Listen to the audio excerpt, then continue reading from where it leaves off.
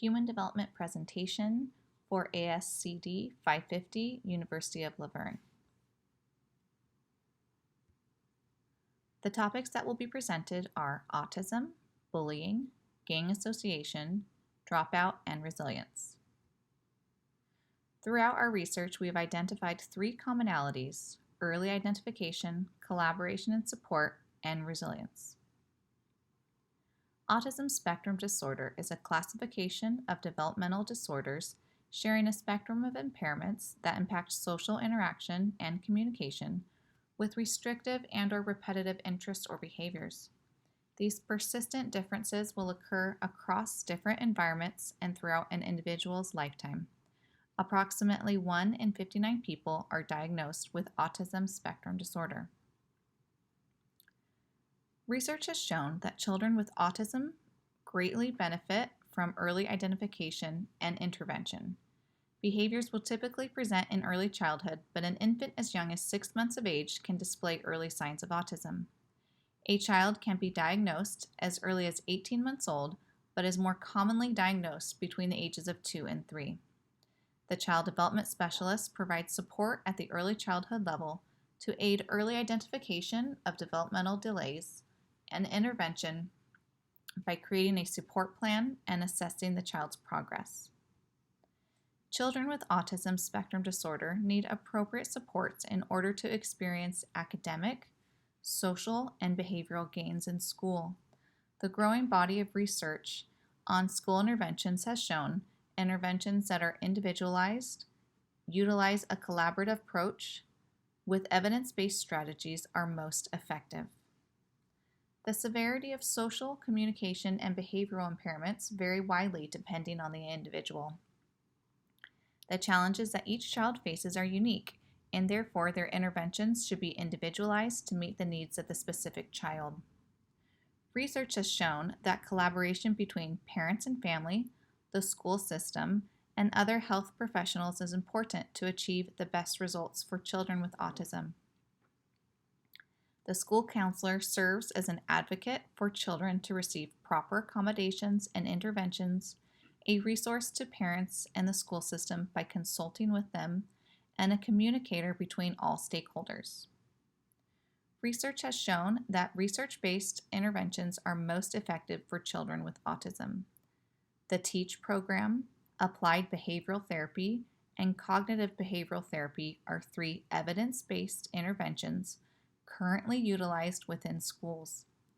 For an intervention to be truly effective, the outcomes should be generalizable to real-life conditions and help children develop resiliency to navigate their world.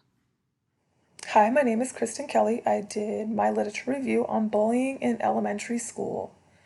First, I start out with the characteristics of bullies. They tend to be aggressive. They are non-empathetic towards their victims. They tend to be more impulsive than other students. They have a strong desire to dominate their peers. And they have an inconsistent relationship with their parents, or they have authoritarian parenting.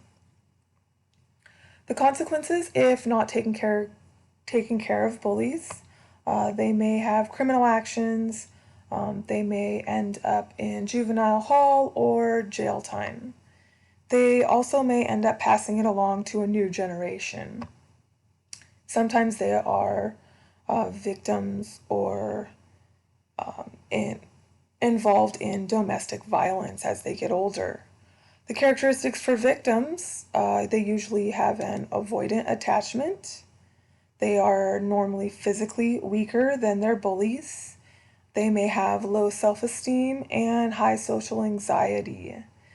They also can have an inconsistent relationship with their parents, or they also may have a close relationship with their parents.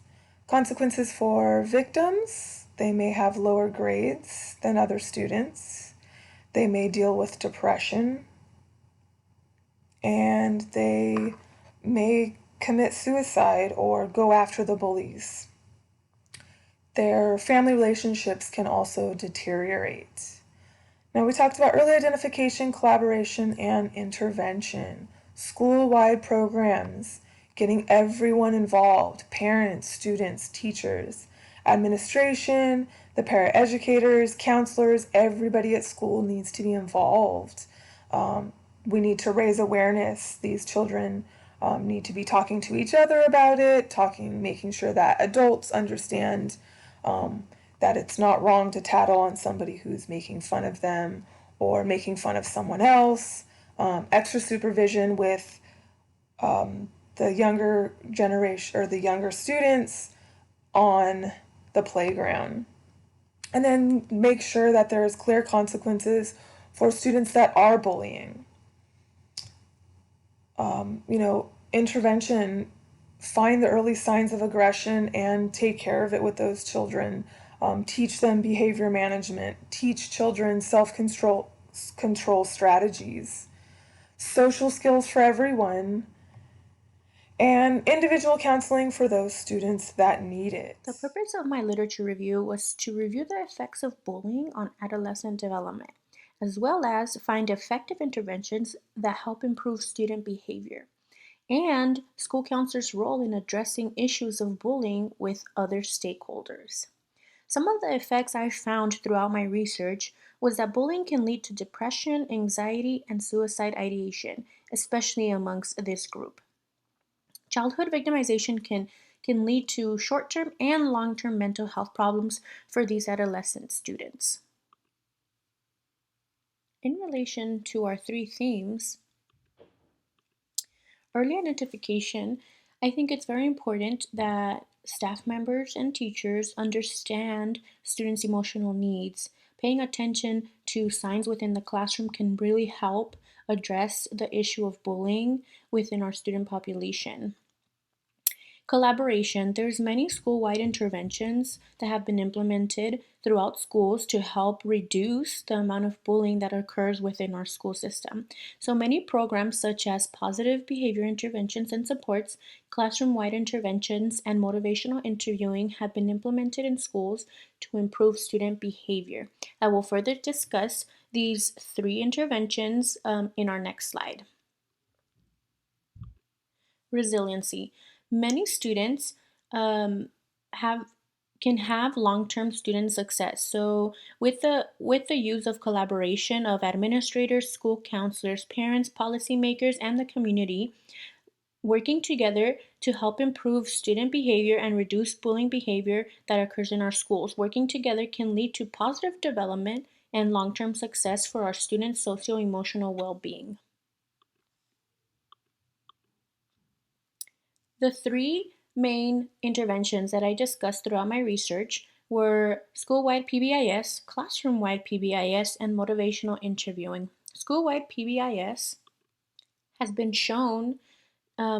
used to improve student behavior at the classroom and individual level. This multi-tiered intervention has been used by school counselors to improve student behavior at a school, group, and individual level. Classroom-wide interventions follow a similar structure to school-wide PBIS. However, this intervention begins at the classroom level. This intervention aims to correct problem behavior at the classroom level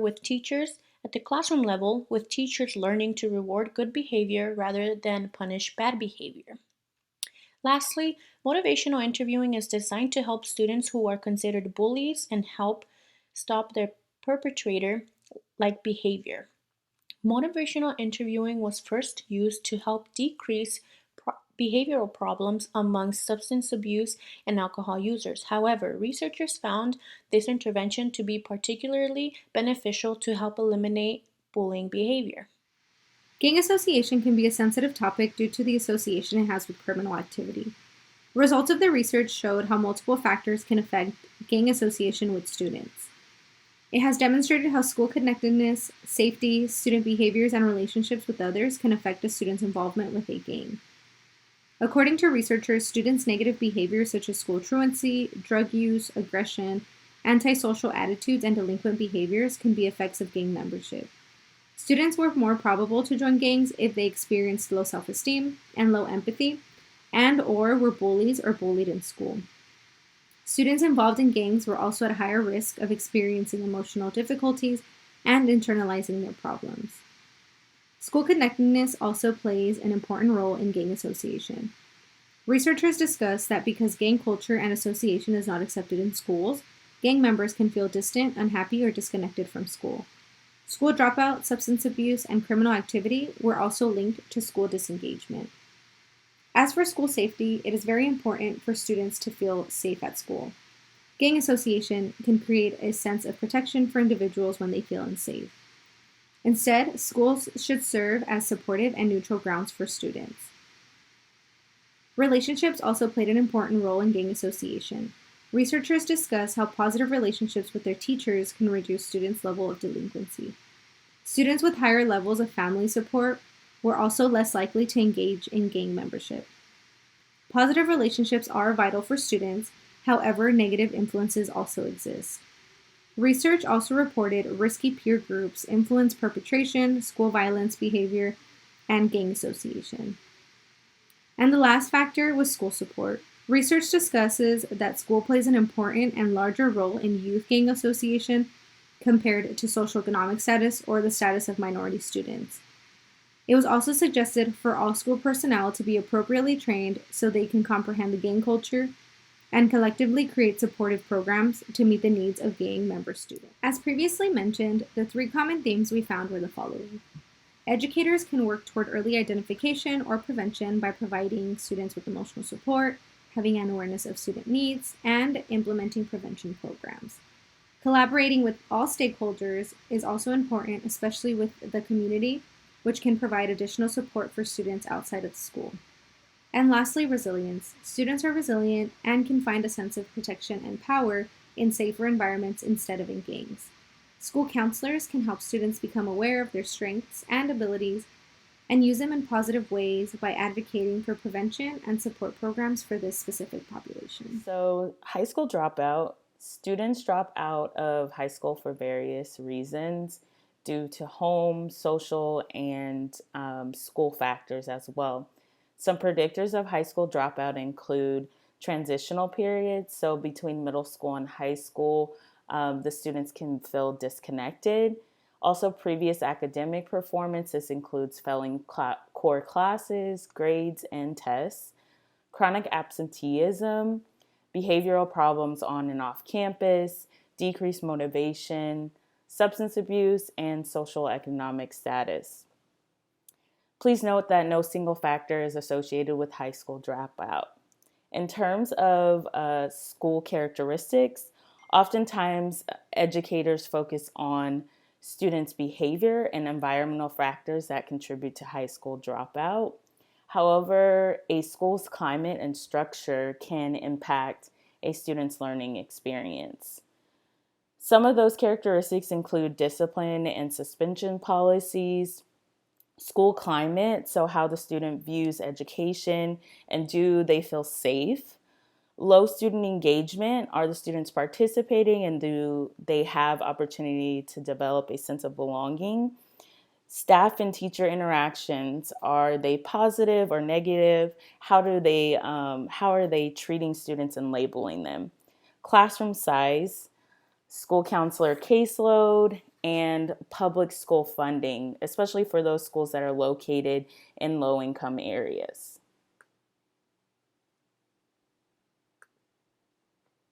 So in terms of early identification, collaboration, and resilience, basically for early identification, this helps educators determine appropriate interventions to support students. For collaboration, school counselors, teachers, administrations, and parents can work together to help students overcome obstacles. And resiliency, educators can help students discover strengths and build on their existing skills. So some interventions that will help with high school dropout. There's an empowerment groups for academic success, EGAS. Basically, they consider social and physiological environment factors that impact academic performance. The goal of the group is to empower the students and help them improve their achievement and attendance. And during their sessions for counseling, the students act as the facilitators. and they guide the conversation and activities. For Summer Bridge, students basically it's to help with the transition. So from one grade to the next level. Overall, Summer Bridge programs basically helps answer students' questions about high school expectations and academic performance. And they also learn the value of earning a diploma, and they get introduced to some post-secondary education options. For peer relationships, this basically helps students develop a sense of belonging and connectedness. And for life skills training, this helps students develop problem solving and coping skills. Now, many factors contribute to a student's dropping out of high school. So it's important that educators continuously monitor student progress and provide proactive interventions. In society, we all uniquely respond to stress and trauma. Some students can move forward through these obstacles without alterations, while others become immobilized psychologically, which can limit their potential to succeed academically and socially. Hello everyone, my name is Amirani, and today I'm going to be focusing on resilience in high school students. Resilience is developed through the face of adversity by adapting skill sets that become personal characteristics for future reference. The role of a school counselor is an asset that addresses these strategies through research studies that have provided positive recommendations to develop resilience in students. Here are a couple of evidence-based practices that have been identified. Similarities we have distinguished between our group have been mentioned throughout the PowerPoint. The first one is early identification through external factors, by focusing on school, community, and family. Moreover, predictors of student resilience can be focused by viewing academic achievement and absenteeism. However, higher value has been identified through a research conducted which focuses on student perception by an influence in family. By identifying a valuable source of drive, school counselors can work together with families by establishing effective communication by providing resources or tools that can help guide the parent when a student is facing adversity. Number 2, collaboration. Through an equity-focused school-family-community partnership, school counselors can collaborate with the community by fostering empowerment, challenging inequalities, and response to student needs. A great example of this that was introduced in a research study was the 7-stage partnership process model that focused on enhancing student achievement. Lastly, as a proactive approach, we want to focus on building resilience through a strength-based approach through evidence-based practices that were introduced in 2 studies. This focuses on strengths and enhances resilience skill sets. Examples of this are introduced as goal setting, interpersonal relationships, intrinsic motivation, internal locus of control, and self-efficacy. Additionally, reflecting practices, mindfulness, enhancing self-knowledge, and personal competence. Overall, this approach prepares students with the adequate tools to overcome obstacles with tool sets they have previously enhanced.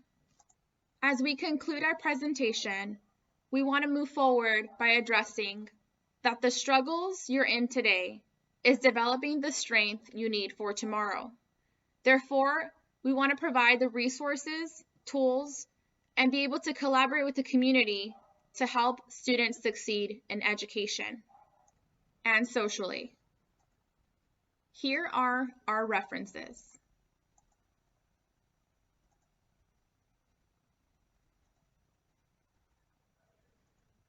Thank you so much for your time, and if you have any questions, feel free to let us know. Thank you. Have a nice day.